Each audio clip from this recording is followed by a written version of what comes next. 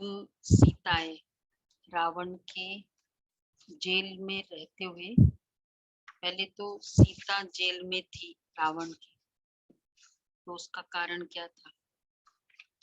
राम और सीता साथ में होते फिर रावण की जेल में, उसका मेन रीजन था आकर्षण। तो जब हाँ आकर्षण हुआ, उसके बाद मर्यादा की लकीर भंग हुई।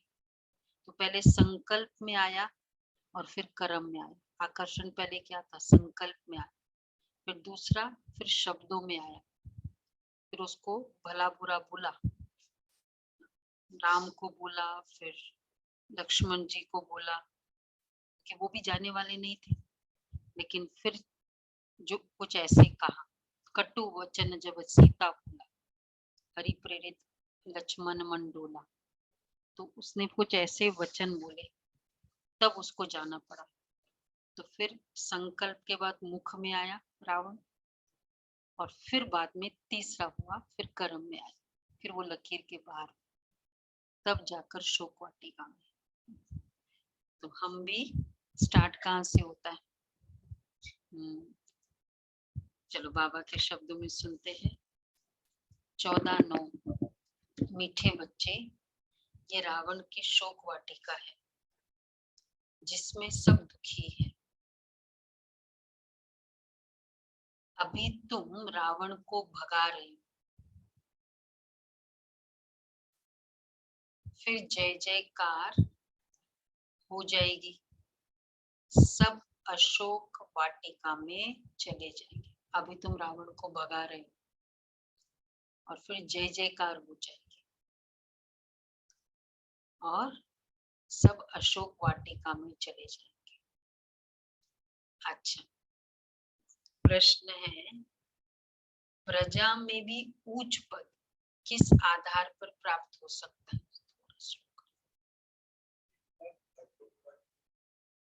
फिर सब अशोक वाटिका में भगा रहे हो ना रावण, अभी शोक वाटिका में, रावण की जेल में, शोक वाटिका में ना, गार्डन ऑफ सॉरो में, फिर अशोक वाटिका में, गार्डन ऑफ प्लेजर में चले जाएंगे।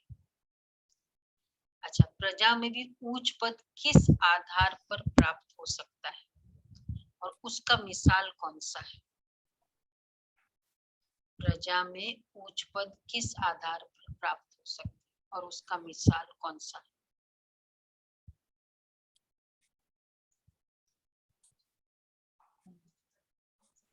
प्रजा में उच्च पद का क्या तरीका हो सकता है?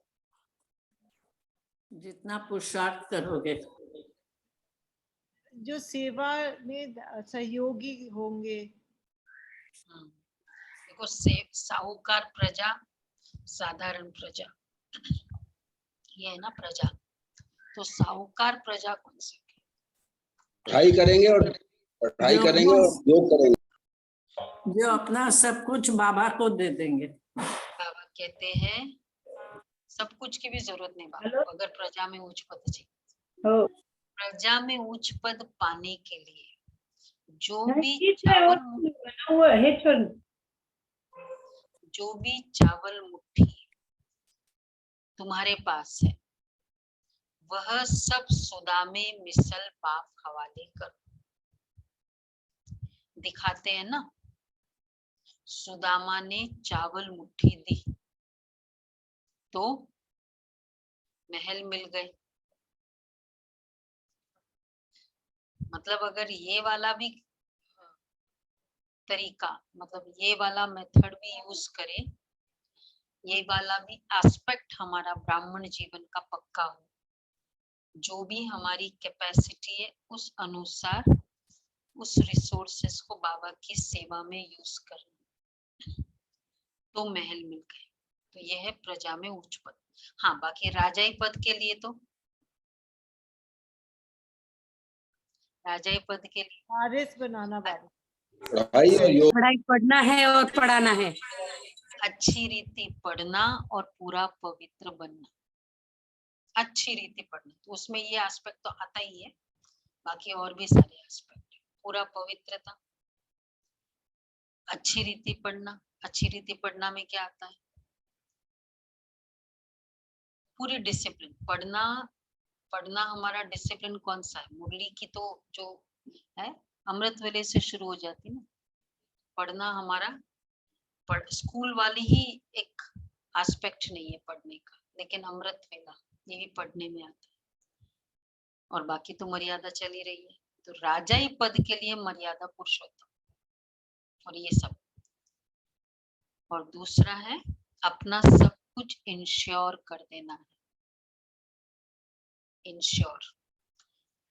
ओके। गीत है आखिर वह दिन आया आज। ओम शांति। परम पिता परमात्मा को खिवैया भी कहते हैं। खिवैया बोटमैन को कहा जाता है, जो बोट नाव में बिठाए उस पार ले जाए।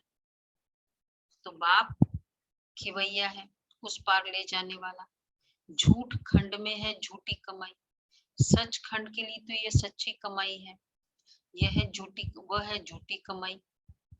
अभी भारत पतित है। भारत भी कितना बड़ा है, दुनिया भी कितनी बड़ी है। बच्चों की बुद्धि में रहता है पुरानी दुनिया में पुराना भारत है। कल का भारत अथवा कल की दुनिया क्या होगी तुम जानते हो। अभी कितने मनुष्य हैं, कितने खंड है। कल जरूर भारत ही होगा, दैवी राज्य होगा, सोने की द्वारिका होगी। गोया भारत में कृष्णपुरी होगी, लंका नहीं होगी। सारी लंका सोने की नहीं बनती है, भारत सोने का बन जाता है। लंका अर्थात रावण राज्य खत्म हो जाता है, सोने की द्वारिका होगी। और लंका तो होगी नहीं, लंका वर्ड ही अच्छा नहीं लगता। तो भारत सोने का बन जाता है, लंका क्या होगी? पानी। तो सब वाटर्स ही तो था। तो लंका सोने की गायन कब का? अभी का गायन है। रावण राज्य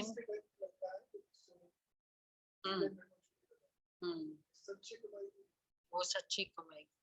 लंका की स्पेशलिटी थी कि बीच में टापू था ना, चारों तरफ वाटर्स। तो ये धरती अभी रावण राज्य है, इसके चारों तरफ क्या है? वाटर ही वाटर, पानी ही पानी है। तो ये लंका, ये विश्व जिसमें अब रावण का राज्य है, और जिसमें फिर पांचों तत्व को उसने बंदी बना के रखा हुआ था रावण राज्य में। तो पांचों तत्व बंदी बने, गर्मी बहुत है, ठंड हो गया सब हमने। तो ये हवा तत्व, अग्नि तत्व, तो सारा अग्नि को भी मतलब साइंस के साधन को कैसे यूज किया। तो इस तरह से बाबा कहते हैं लंका अर्थात रावण राज्य खत्म हो जाता है, तो भारत द्वारिका बन जाता है। सोने की लंका से चेंज होके अब सोने की द्वारिका बन जाती है, हीरो की द्वारिका, जिसको कृष्णपुरी कहते हैं। इसलिए द्वारिका में वैभव बताया है, कृष्णपुरी। वृंदावन में वैभव नहीं बताया, द्वारिका में, मथुरा में भी नहीं, वो तो कहाँ, तो कंस का राज्य बताया है। लेकिन द्वारिका में और कृष्ण का वैभव, और वो कृष्णपुरी, और नारायण, श्री कृष्ण को नारायण की पदवी मिलती है।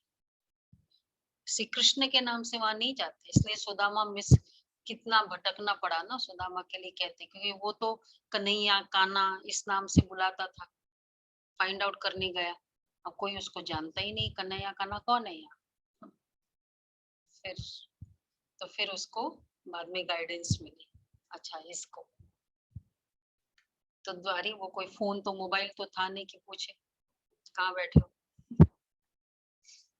तो बाबा कहते द्वारिका भी एक राजधानी हो जाती। कहते हैं जमुना नदी पर दिल्ली परिस्थान था, श्री लक्ष्मी नारायण जहाँ रहते थे। द्वारिका में फिर दूसरी राजधानी होती है।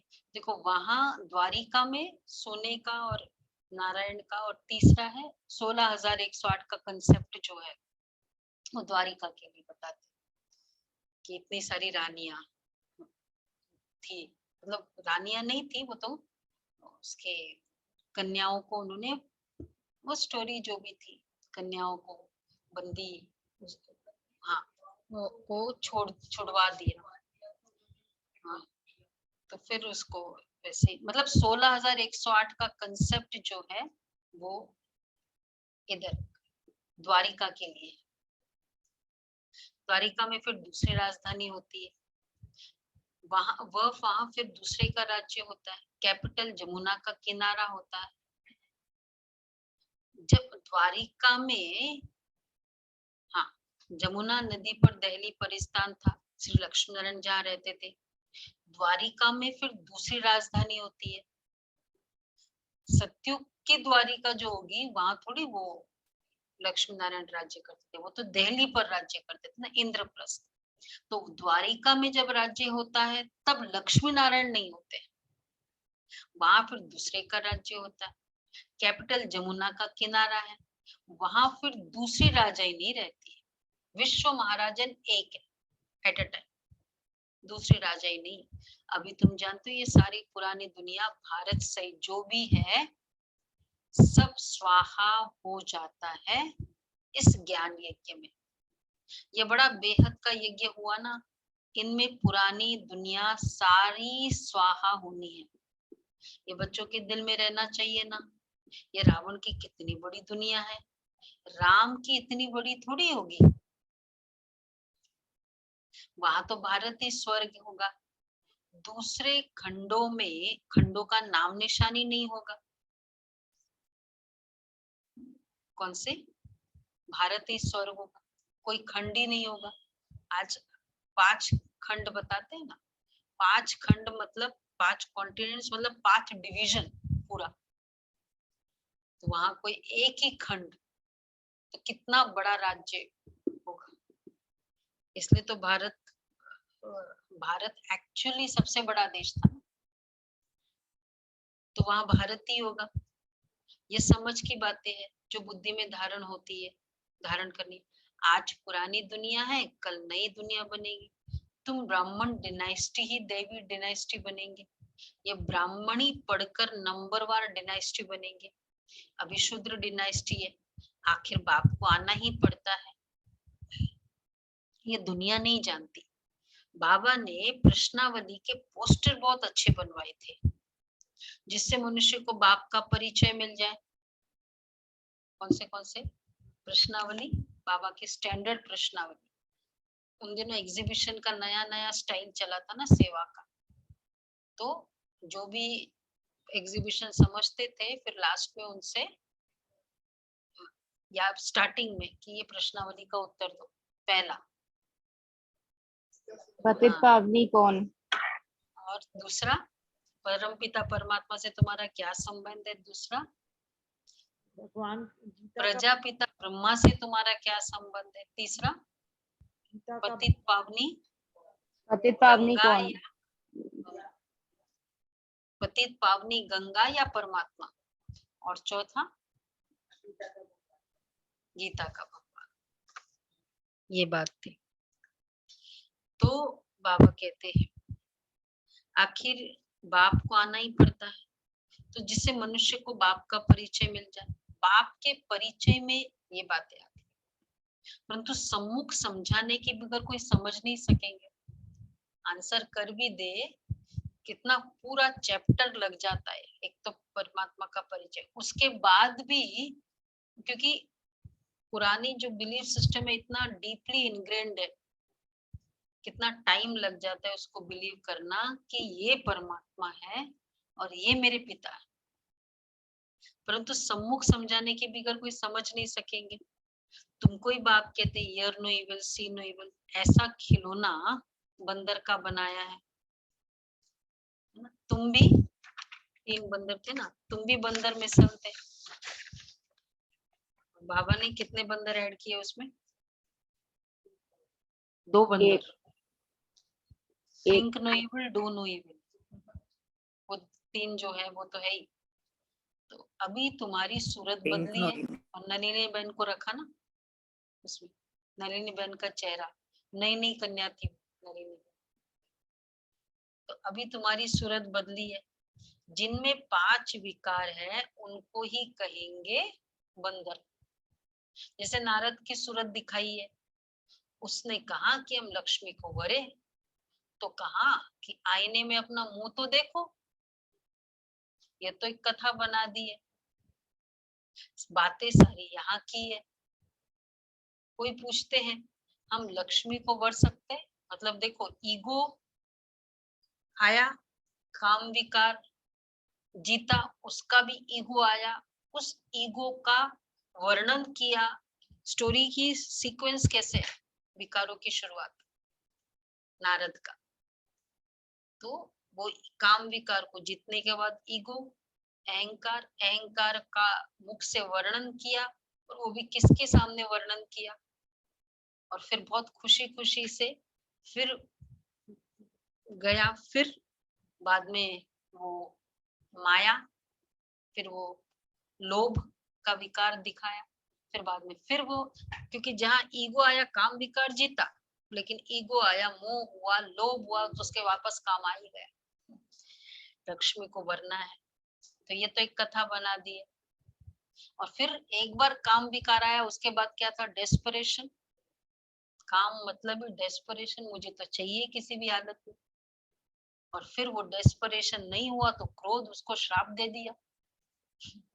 तो पूरी ये विकारों की कहानी है, नारद की कहानी नहीं है। मालूम है ना सभी को ये स्टोरी? नहीं मालूम है? क्यों? नारद की कहानी जो रामायण में फेमस है, नहीं मालूम। कितनों को नहीं मालूम है? बहुत बार वैसे हमने वर्णन किया। मालूम है। मतलब सार ये था कि उन्होंने काम भी तपस्या की। नारद वैसे एक सीट पे कभी बैठता नहीं है, वो कोइंसिडेंटली एक बार बैठ गए, एक तपस्या की, तो तपस्या में काम आया, काम विकार, लेकिन उसको, तो उसने उसकी तपस्या भंग करना चाहा, तो फिर उसके ऊपर जीत, वो नतमस्तक होके गया। ये बात उसके मन में थी। मतलब बहुत अच्छा लगा कि उसका, मैंने काम विकार, क्योंकि हाईएस्ट विकार है। फिर उसने वर्णन किया जाके लक्ष्मी नारायण के सामने कि ऐसा ऐसे हुआ, काम विकार हुआ, पर मुझे तो मतलब मैंने जीत पाई। पर प्रभु ये सब सारी आपकी कृपा है, मैं क्या हूँ? तो वो कहने को कह दिया, भगवान भी जानता था, बोलते नारायण जी जानते थे। फिर जैसे ही वो गए तो सामने पूरी माया नगरी बताई।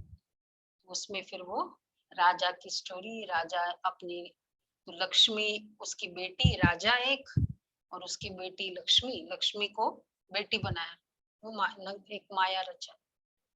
और उसको राजा आता है, पता चलता है नारद आए हैं, मुनि है, ऋषि है, तो बुलाता है, फिर बताते हैं, हाथ बताते हैं, भाई इसकी मेरी कन्या की शादी करनी है, तो आप बताओ इसके लिए कौन सा वर होगा। अब वो कन्या सामने आई, नारद तो कन्या को देखकर मुग्ध हो गया, मुग्ध मतलब बहुत, तो उस देख तो रहा था हाथ, लेकिन देख उसको रहा था, और उसने कहा कि इसके लिए तो ऐसा ऐसा, मतलब हाईएस्ट क्वालिफिकेशन का वर होगा, ये ऐसे ऐसे वर होगा। और निकला तो बोला अब तो मुझे ही चाहिए ये। और फिर गए उसके पास, वापस नारायण के पास।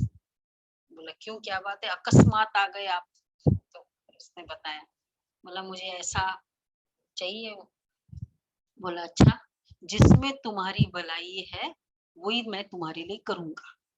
उसको तो समझ में आया नहीं, क्योंकि वो तो वो क्या बोलते, काम विकार में जकड़ा हुआ था, उसका बना दिया बंदर का रूप। तो अगले दिन स्वयंवर था, बैठे सब आए, राजा वो भी बैठ गए।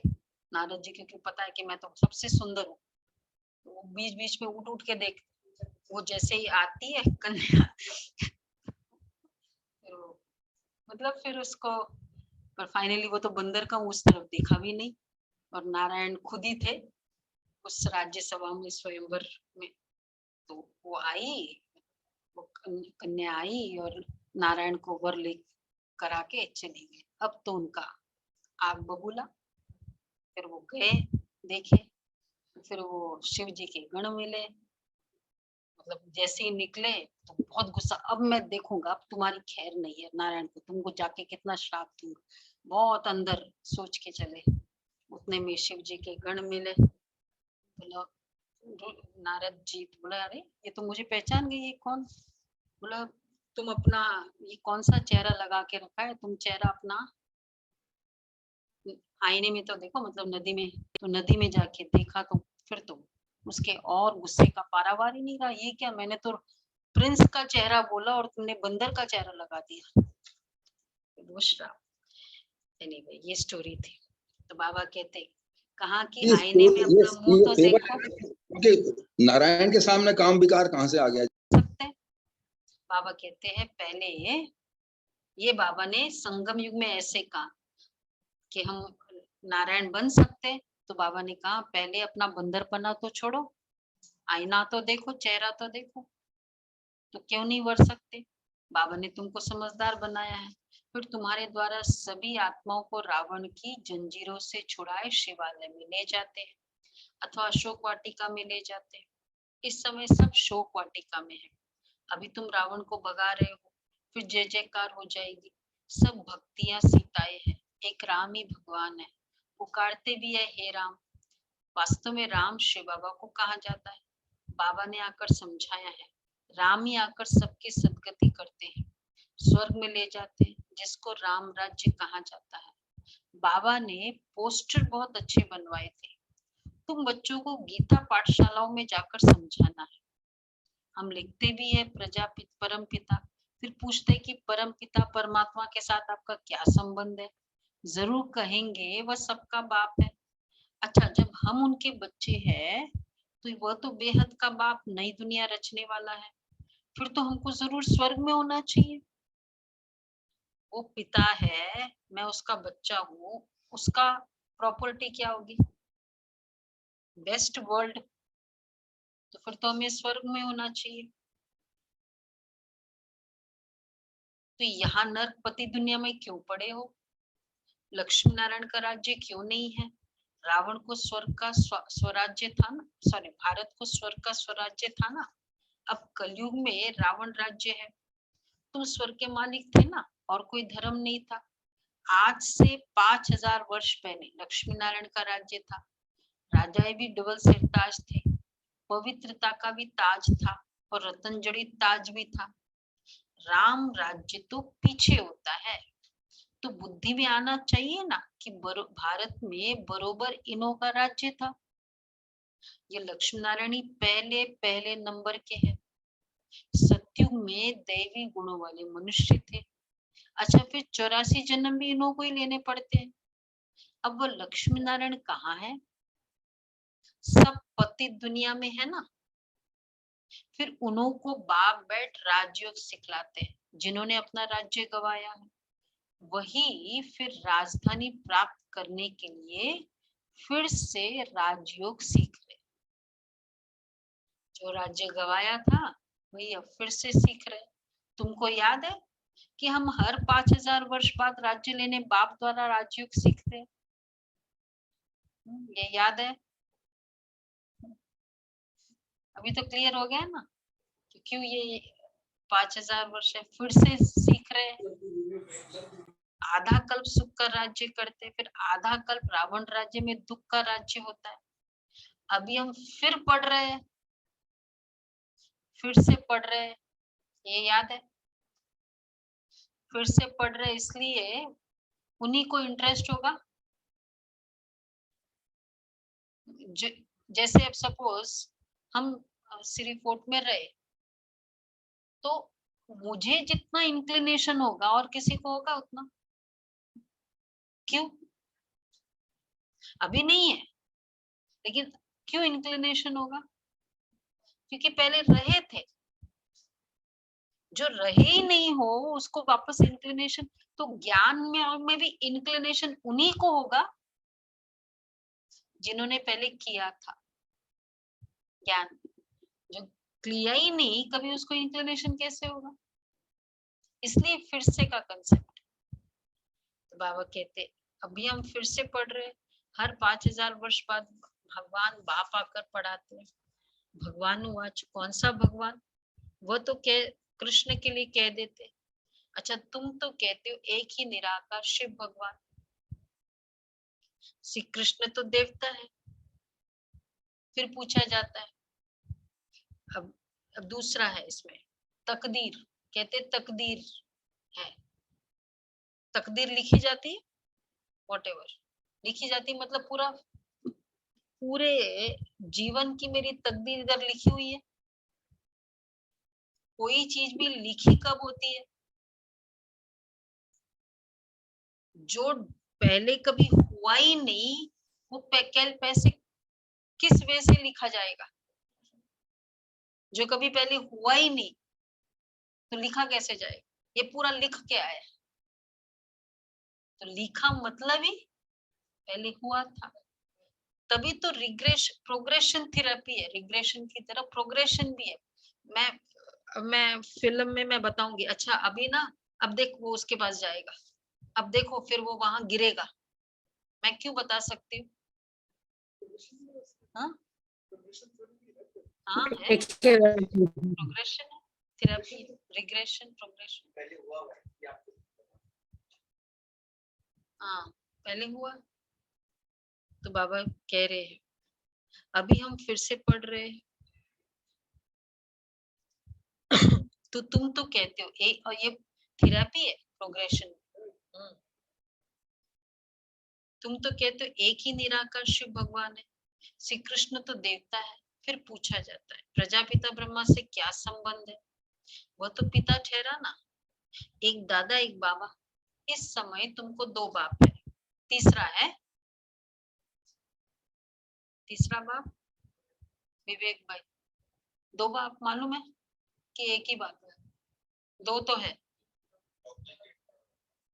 तीसरा अलौकिक ब्रह्मा बाप, तीसरा है लौकिक शरीर देने वाला बाप। ये दो है प्रजापिता ब्रह्मा और शिव बाबा। लौकिक बाप से तुम हद का वर्षा लेते हो, अब पारलौकिक बाप कहते हैं मेरे से बेहद का वर्षा लो। परम पिता परमात्मा आकर पतितों को पावन बनाते हैं और राज्य करने लायक बनाते हैं। तीसरा प्रश्न फिर पूछा जाता है, तो एक पैरा हुआ, दूसरा ये हुआ तुम्हारे मतलब प्रजापिता ब्रह्मा से संबंध क्या है। तीसरा प्रश्न फिर पूछा जाता है गीता का भगवान कौन? कितना अच्छे से प्रूव हुआ ना अभी गीता सम्मेलन में।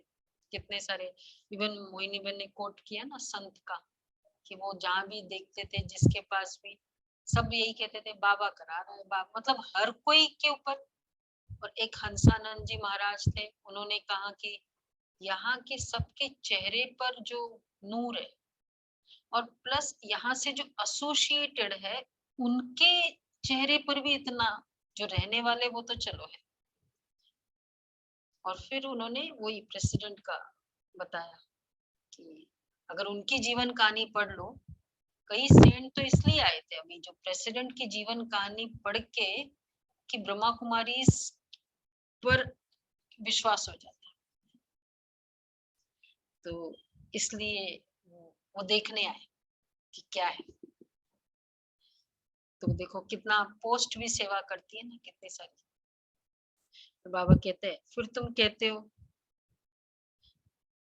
हाँ गंगा पतित गीता का भगवान कौन? मनुष्य तो कह देते श्री कृष्ण, तुम तो कहते हो कृष्ण गीता का भगवान है नहीं। वो सारा कनेक्शन है ना। अगर हिंसक युद्ध है, पांडव कौरव हो, तो श्री कृष्ण गीता का भगवान है। जब हिंसक युद्ध हुआ ही नहीं, पांडव कौरव है ही नहीं, तो वो भगवान भी तो नहीं होगा ना वैसा। तो पूरा कनेक्शन है। प्रजापिता ब्रह्मा को भी भगवान नहीं कहा जाता, शिव को ही भगवान कहेंगे। क्यों? क्योंकि वह है निराकार और ये प्रजापिता ब्रह्मा है साकार। परमात्मा अर्थात एक सबसे ब्यूटीफुल डेफिनेशन, जिसके प्रति कभी भी दैहिक भावना आती ना हो,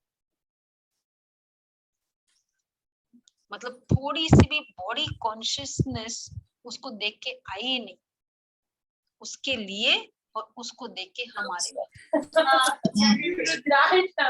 वो है गीता का भगवान, वो है परमात्मा। अब जो ज्योतिर्बिंदु को देखो, ख्वालो ख्वाबों में भी नहीं आता, अपना भी भूल जाता, क्योंकि जहां भी थोड़ा सा भी आया दैहिक भावना, वो फिर भगवान की कैटेगरी में नहीं आ सकता। तो बाबा इसलिए कहते हैं शिव को ही भगवान कहेंगे, क्योंकि वह है निराकार और ये प्रजापिता ब्रह्मा है साकार। तो भगवान एक शिव ही ठहरा ना। यह भी बाबा ने समझाया, तुम शिव शक्तियां हो, सेना भी हो, तुम विकारों को छोड़ निर्विकारी पावन बन अपना राज्य लेती हो, फिर ये रावण राज्य खत्म हो जाएगा। अभी तुम वैसे जैसे बाबा ने कहा ना, तुम शिव शक्तियां हो, ये मात्र शक्ति को आगे रखने का कंसेप्ट भी बहुत बड़ी सेवा कर रहा है। इवन आध्यात्मिक जगत में, भारत का आध्यात्मिक जगत कि मात्र शक्ति को कितना एकदम राइट तरीके से आगे रखा है।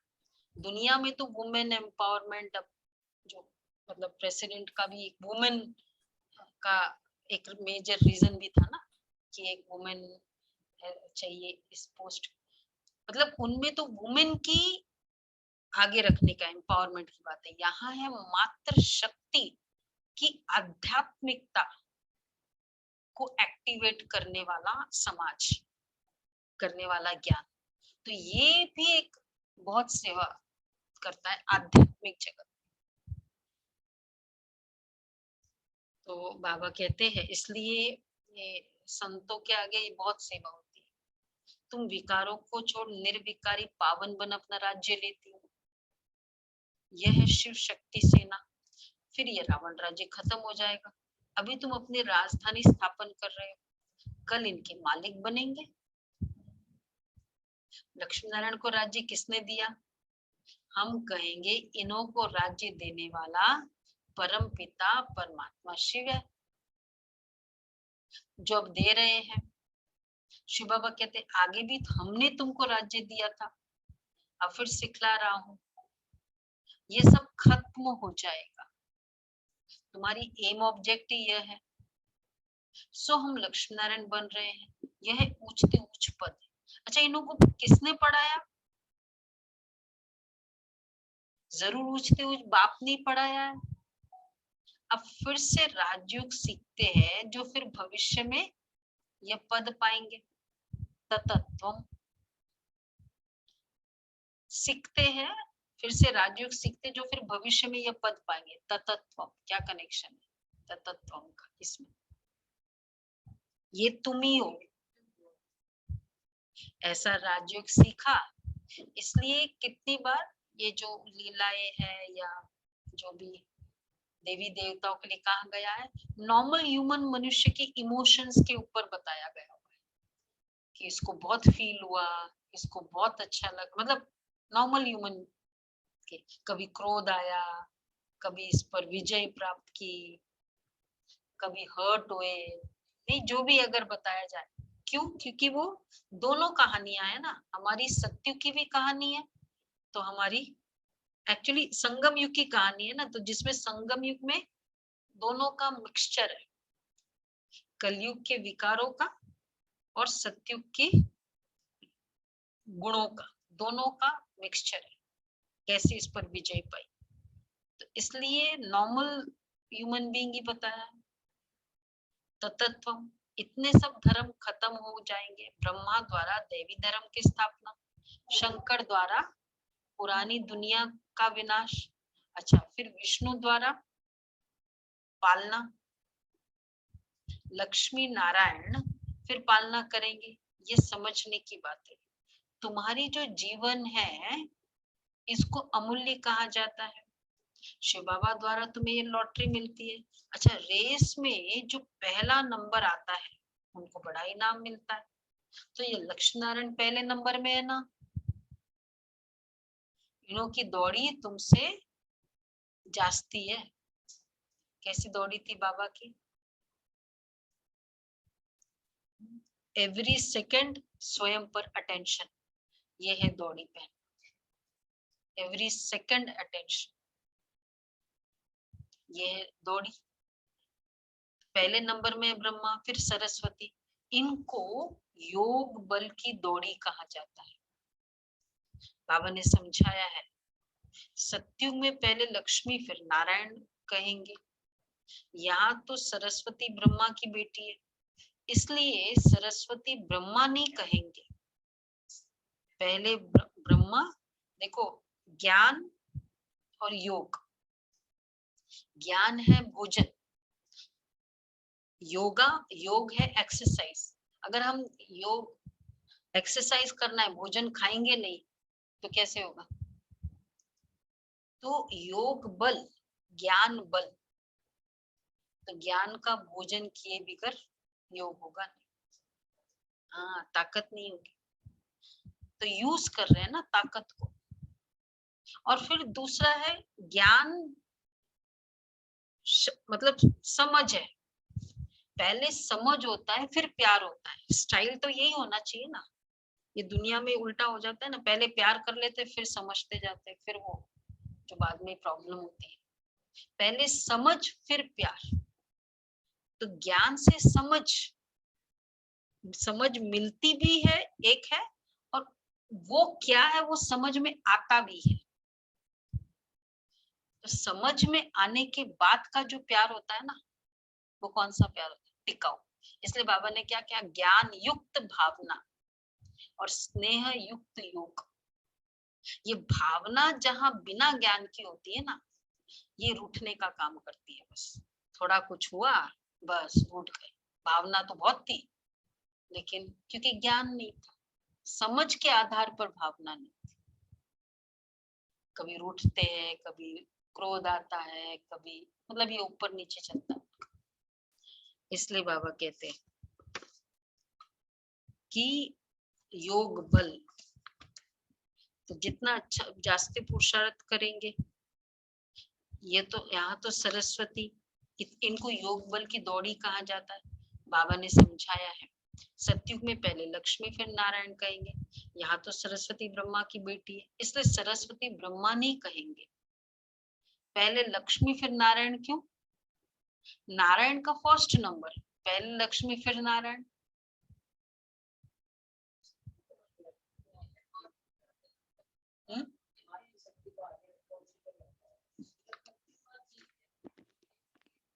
बाबा ने महिलाओं को आगे रखा है इसलिए। वो तो संगम युग में होना चाहिए ना, सतयुग में ऐसा क्यों? राज्य नारायण का सारा, हुक्म रानी का। अच्छा,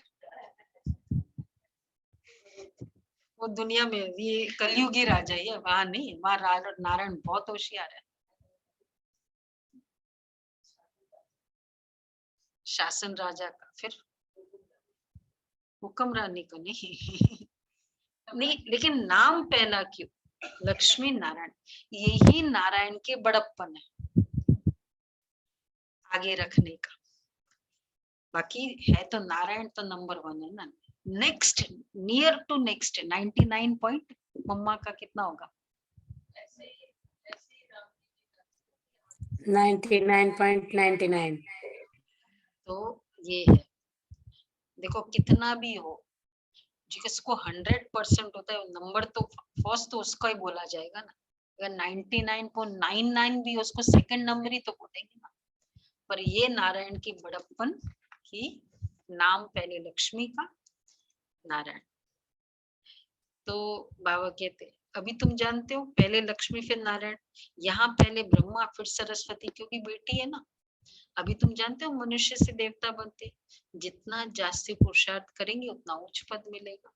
तुम जैसे बेगर टू प्रिंस बन रहे हो, अच्छी रीति पढ़ाई पढ़ेंगे तो राजा बनेंगे, अच्छी रीति नहीं पढ़ेंगे, पवित्र नहीं रहेंगे तो राजा भी नहीं पाएंगे। अच्छी रीति पढ़ो, रेगुलर, पंक्चुअल, प्योरली पढ़ाई में शॉर्टकट नहीं। कई होता है ना कि चलो आज टाइम नहीं है ना, तो धारणा क्या, स्टार्टिंग में सार, प्रश्नोत्तर, धारणा और वरदान, स्लोगन, बस ये पढ़ लिया, चलो मिस नहीं हुई मेरी पढ़ाई। मतलब वर्स टू वर्स बहुत ऐसा है तो कर लिया, लेकिन नॉर्मल में चलो हम पढ़ लिया ये, या लेट पढ़ लिया, आधी मुरली चली गई, पढ़ाई इसको नहीं की। अच्छा, राजाई के लिए पूरा अच्छी रीति स्टार्टिंग, ये कभी बाबा ने कही ना शॉर्टकट करो, ये सब इतना सा पढ़ लो, शॉर्टकट में ये सब बातें आती है, 4 प्रश्नावली और ये सब शॉर्टकट में आएगी, तो फिर कितनी सारी बातें तो मिस हो जाए, पहले लक्ष्मी फिर नारायण, एकदम। अगर ऑनलाइन है, वैसे तो सेंटर पे आके पढ़ना है।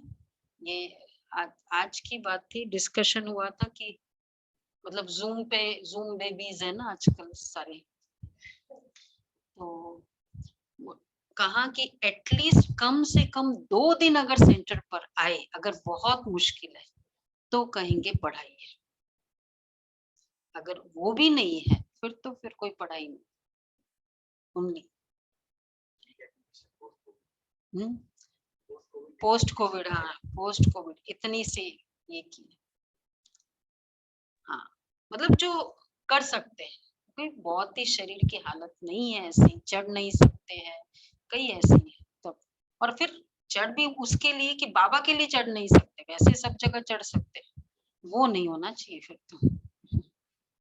ऐसा भी नहीं फ्लाइट में जा रहे हैं वो चढ़ रहे हैं, वो तो फिर कर ही रहे हैं ना सब कुछ, वो नहीं चढ़ना है। तो अच्छी रीति नहीं पढ़ेंगे, पवित्र नहीं रहेंगे तो राजाई भी नहीं। शिव बाबा तो राजाई का वर्षा देते, अगर कोई राजाई नहीं लेते, पवित्र नहीं बनते, तो देखो अच्छी रीति पढ़ेंगे तो अगर राजाई का नहीं लेते, पवित्र नहीं बनते, तो क्या हो जाएगा, प्रजा में बहुत चले कम जाएंगे, पढ़ पाएंगे, प्रजा में बहुत कम पढ़ प्रजा में चले जाएंगे। अच्छा, प्रजा में भी नंबरवार है, कोई पूछते प्रजा में हम उच्च पद कैसे पाए, चलो सही प्रजा ही सही, उसमें भी थोड़ा स्टेटस अच्छा हो जाए, तो हम उच्च पद कैसे पाए, फिर मिसाल समझाया जाता है सुदामा का, चावल मुट्ठी दी तो महल मिल गए। यहाँ जो चावल मुट्ठी देते हैं तो 21 जन्म के लिए महल मिल जाते हैं। साहूकार प्रजा, यह है इंश्योरेंस, जो भी अपनी कैपेसिटी है उसका इंश्योर करना, इंश्योरेंस हर एक अपने को इंश्योर करते भगवान के पास कि ना हम सेवा कर रहे हैं, तो क्या कर रहे हैं, 2 चीज है सेवा में, क्या कर रहे हैं, इंश्योर और इन्वेस्टमेंट, इंश्योर कर रहे हैं और जमा का खाता तो इन्वेस्टमेंट, दोनों है।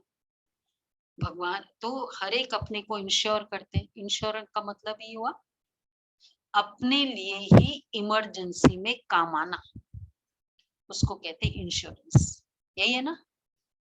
सीए बताओ मनोज भाई, हाँ कुछ और डेफिनेशन, हाँ अपने लिए इंश्योर करना। ईश्वर अर्थ गरीबों को देते हैं। अच्छा, कोई अन्न देते हैं, कोई अन्न देते हैं, कोई धन देते हैं, कोई फिर मकान बना कर देते हैं। धर्माओं जरूर कुछ न कुछ निकालते रहते हैं, क्योंकि पाप बहुत करते हैं, इसलिए दान पुण्य करते हैं। तो गोया इंश्योर किया ना, दान पुण्य अनुसार दूसरे जन्म में अच्छे घर में जन्म मिलता है। समझो किसने हॉस्पिटल बनाई होगी तो दूसरे जन्म में रोगी कम होगा, कोई ने यूनिवर्सिटी बनाई होगी तो दूसरे जन्म में उनको उनका फल मिलेगा, एग्जैक्ट फॉर टैट मिलेगा। हॉस्पिटल है तो स्वास्थ्य मिलेगा, यूनिवर्सिटी है तो एजुकेशन ही मिलेगा, हाँ पर फिर उसको ये दूसरे सुख नहीं, संबंधों का भी सुख मिले, वो सुख, हाँ बाकी सुख मिले, उसकी गारंटी नहीं, टिट फॉर टैट। हाँ इसलिए वो इनडायरेक्ट इंश्योरेंस है। डायरेक्ट इंश्योरेंस में क्या बेनिफिट है, सारा सुख, 21 जन्म, तन मन धन संबंध संपर्क प्रकृति समय सब सुख, ये है ईश्वर अर्थ, ईश्वर को किया हुआ, और वो ईश्वर अर्थ किया हुआ, ईश्वर के नाम पे किया हुआ, वो इनडायरेक्ट, वो डायरेक्ट। ठीक है, क्लियर? तो जरूर धर्माओं जरूर कुछ ना कुछ निकालते रहते हैं, क्योंकि पाप बहुत करते हैं। तो वो हुआ इनडायरेक्ट दान पुण्य करना। अभी तो बाप डायरेक्ट कहते हैं जितना इंश्योर करेंगे 21 जन्मों के लिए तुमको भविष्य में मिलेगा, फिर जितना करो तुम्हारा भाग्य। बाप तो दाता है, इसलिए सेवा करते हैं तो मतलब अपना कर रहे हैं, अपने अकाउंट में जमा कर रहे हैं। कितना जमा किया? इसलिए जब सेवा का मौका होता है तो हम 2 दिन में हमने क्या किया, कहते बहती गंगा में हाथ धो लो। तो जब सेवा का मौका होता है ना, तो खूब जमा करो, मौका है, इंश्योर कर लो। तो कोई नहीं यूनिवर्सिटी बनाई होगी तो दूसरे जन्म में उनका फल मिलेगा, पढ़ेगा बहुत अच्छा।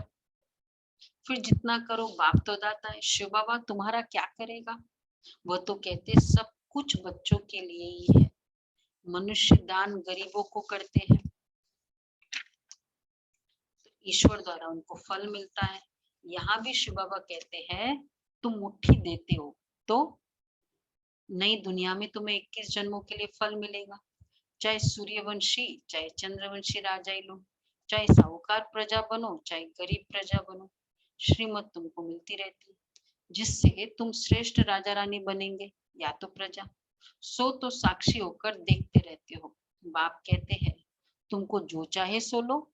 सूर्यवंशी राजा ही चाहिए, चंद्रवंशी राजा ही चाहिए, साहूकार प्रजा चाहिए, बता दिया ना सबका स्टेटस।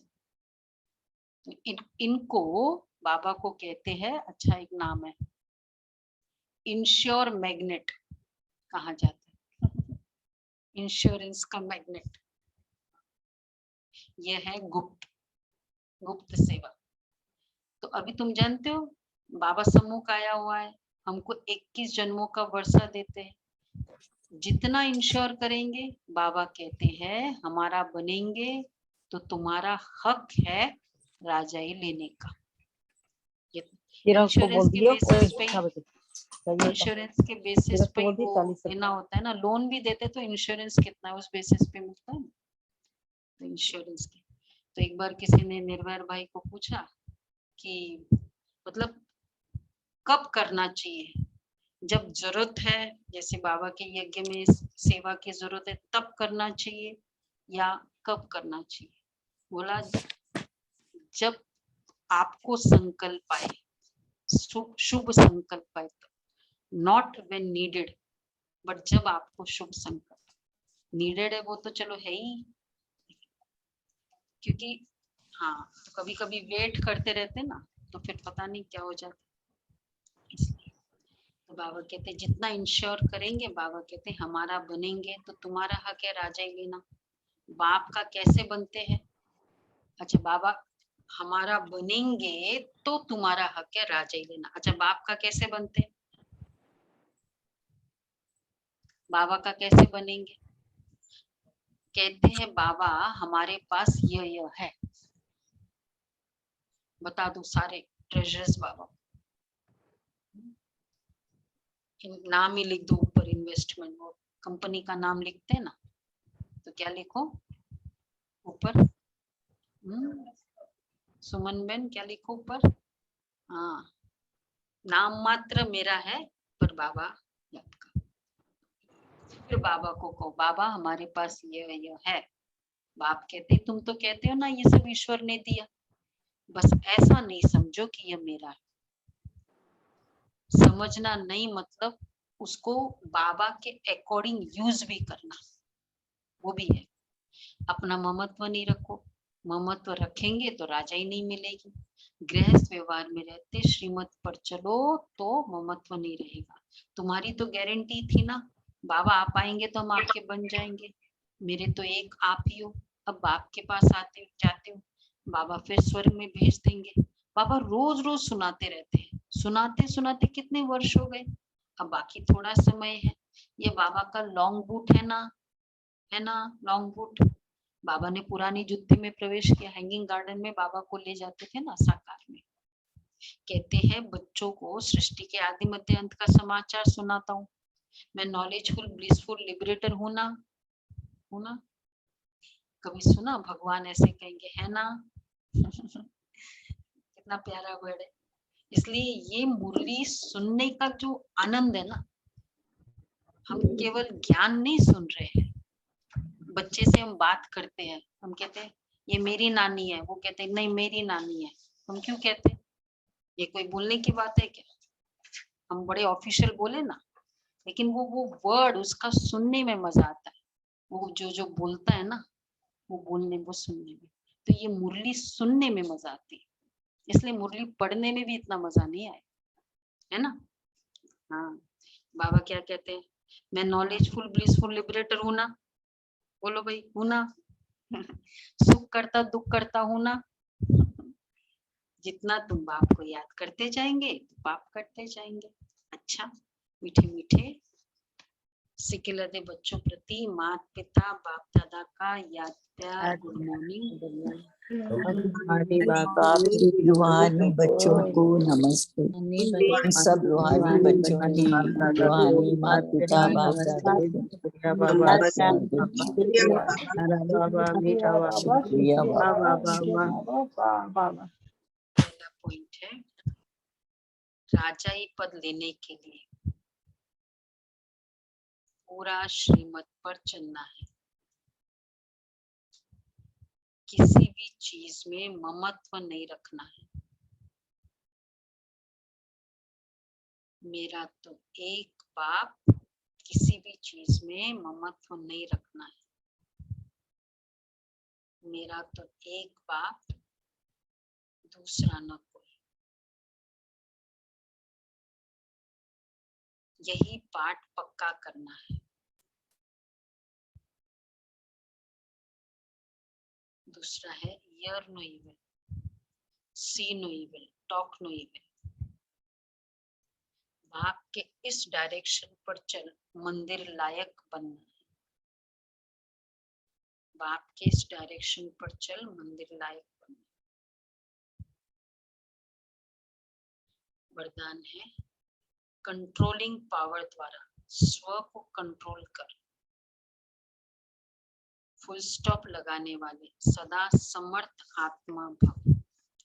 कंट्रोलिंग पावर द्वारा स्व को कंट्रोल कर, फुल स्टॉप लगाने वाले सदा समर्थ आत्मा भव।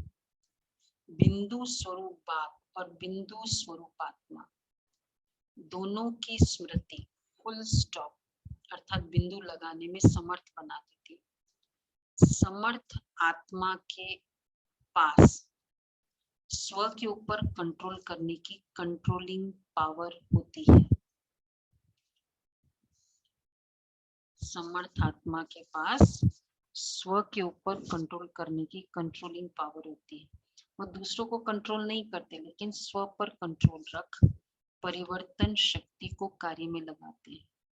उनमें रॉन्ग को राइट करने की शक्ति होती है। वो कभी ऐसे नहीं कहते कि क्या मुझे ही मरना है, मुझे ही सहन करना है। समर्थ आत्मा यही कहती समझती है कि ये मरना नहीं, लेकिन स्वर्ग में स्वराज्य लेना है। स्व के ऊपर कंट्रोल, तो स्व के संकल्पों पर कंट्रोल। अगर मुझे झुकना भी पड़े, ये मुझे ही सहन करना पड़ा, ये संकल्प मुश्किल बना देता है झुकने को। झुकना मुश्किल नहीं है, बहुत हम एक्सरसाइज करते हैं, लेकिन ये स्लोगन है, बाप को प्रत्यक्ष करने के निमित्त वही बन सकते जिनके हर संकल्प में दृढ़ता की विशेषता हो। हर संकल्प में दृढ़ता की विशेषता। कितनी अच्छी बात है, हर संकल्प में दृढ़ता, तो वो प्रत्यक्ष। अगर सोचा है ना कि मुझे जाना है आज सेंटर पे, फिर हम सोचते अरे लेट हो गया, चलो यही ऑनलाइन कर लो। जाना है, संकल्प कर लिया ना, आई रिस्पेक्ट माई थॉट्स, बस ये सोचना। दृढ़ता मतलब स्वयं के संकल्पों को रिस्पेक्ट करना, और लूजनेस मतलब अपने संकल्पों को डिसरिस्पेक्ट करना। 14 माया जीत बनने का बहुत सहज साधन है। सदा बाप के साथ रहो। साथ रहना अर्थात मर्यादाओं की लकीर के अंदर रहना। इसमें एक एक विकार के पीछे विजयी बनने की मेहनत करने से छूट जाएंगे। जब बीज रूप बाप की याद से विकारों के बीज को खत्म कर देंगे, बीज रूप के याद से बीज को खत्म कर देंगे, तो बार बार मेहनत नहीं करनी पड़ेगी। बीज रूप को साथ रखो तो ये माया का बीज ऐसे भस्म हो जाएगा जो फिर कभी भी उस बीज से अंश भी नहीं निकल सकता। कितनी अच्छी बात है ना। माया के बीज को, सीड्स को खत्म करना है। कैंसर के सेल्स का क्यों कीमो कराते हैं, वो पूरा रूट से खत्म। तो उसके लिए बीज रूप आपको याद करो। क्लियर? ये बाबा के मर्यादा पुरुषोत्तम। अच्छा जी।